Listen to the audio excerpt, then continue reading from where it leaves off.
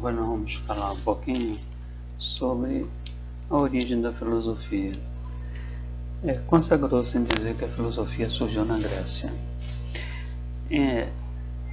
Esse termo filosofia foi descrito por um filósofo chamado Pitágoras, quando lhe perguntaram, o Rei Leonte lhe perguntou em que ele era versado. Como ele sabia muitas ciências, ele tinha domínio de várias ciências, ele dizia que ele era apenas um amante da sabedoria, ele era um amigo da sabedoria. Então ele se designava como filósofo. Onde filósofo significa amigo da sabedoria.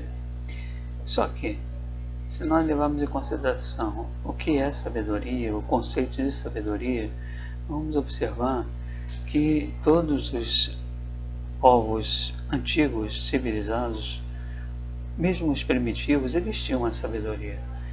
Porque sem essa sabedoria seria inviável a sobrevivência.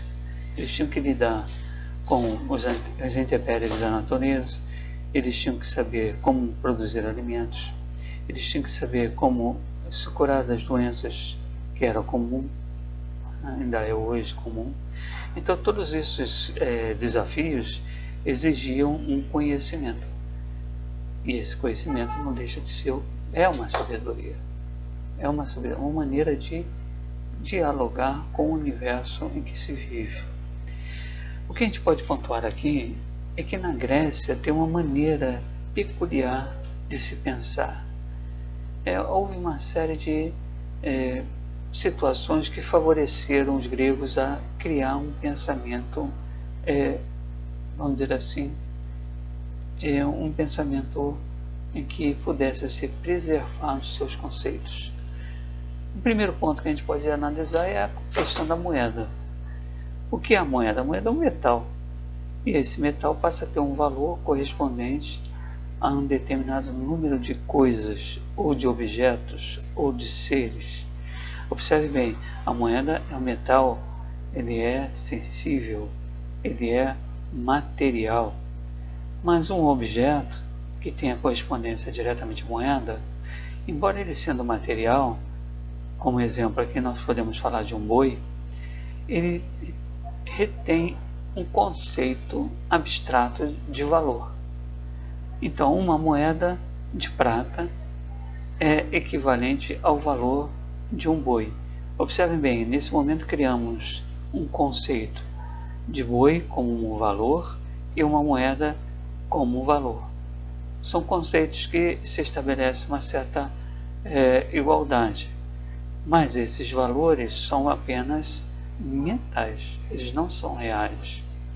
E com isso se constitui um conceito, uma ideia. E a partir desses princípios que os gregos vão começar a fortalecer ideias e conceitos como entes que possam ser dialogado, difundido, barganhado. Podemos falar também de uma outra questão, a política. A ideia de democracia surge na Grécia como algo em que cada cidadão que se sentia pertencente à cidade tinha os direitos e os deveres e as obrigações para com a cidade.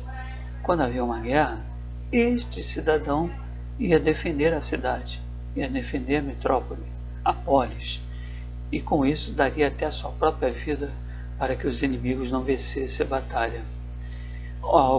Esse cidadão tinha uma importância na cidade, na metrópole, na polis. Então ele também tinha o direito de expor os seus desejos, as suas vontades e as normas que deveriam ser comum a todos. Daí surge a ideia de polis, ou seja, política, ou seja, polis que pertence a vários, porque são vários conceitos, várias ideias, várias maneiras de ser e de parecer. Então, os gregos vão dar origem à democracia. Demos, povo, kratos, poder. O poder que emana do povo não é de um rei, de um monarca que determina o que o povo deve fazer ou não fazer. Então a identidade do monarca passa a ser a identidade do povo.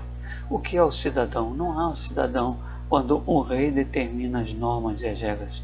O cidadão, ele é apenas um súdito.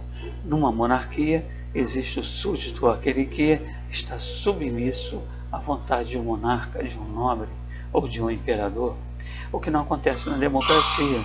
A democracia é o direito de todos, o direito de cada cidadão que tem a liberdade de expor as suas ideias, os seus desejos, as suas vontades. Então, uma diferença crucial entre esses dois campos.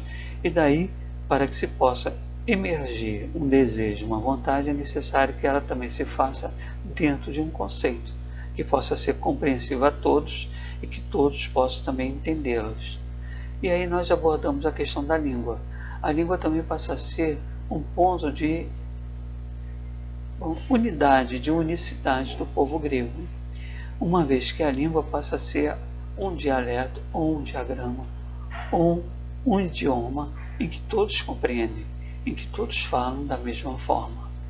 Esses fatores vão favorecer para que a Grécia torne-se, vamos dizer assim, um avantajado povo para exercer determinadas práticas de pensamento em que possam ser expressos em conceitos, uma vez que o conceito ele é imaterial e ele pode ser uma ideia, e essa ideia ela é espiritual, ela é imortal, ela passa pelo tempo, ela passa pela materialidade, ela passa pela fragilidade do ser.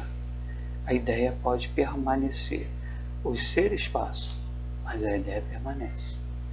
Então vamos dar depois um adiantamento sobre essas ideias de filosofia que abrangem o conceito de que nós estamos tentando aqui abordar, uma filosofia voltada para o diálogo, não do imperador que impõe, que determina, que especifica, mas sim da democracia grega, do demos, daquilo que emana do diálogo como verdade. Verdade para tanto aquele que interpela quanto para aquele que dialoga. Assim terminamos esse pequeno preâmbulo.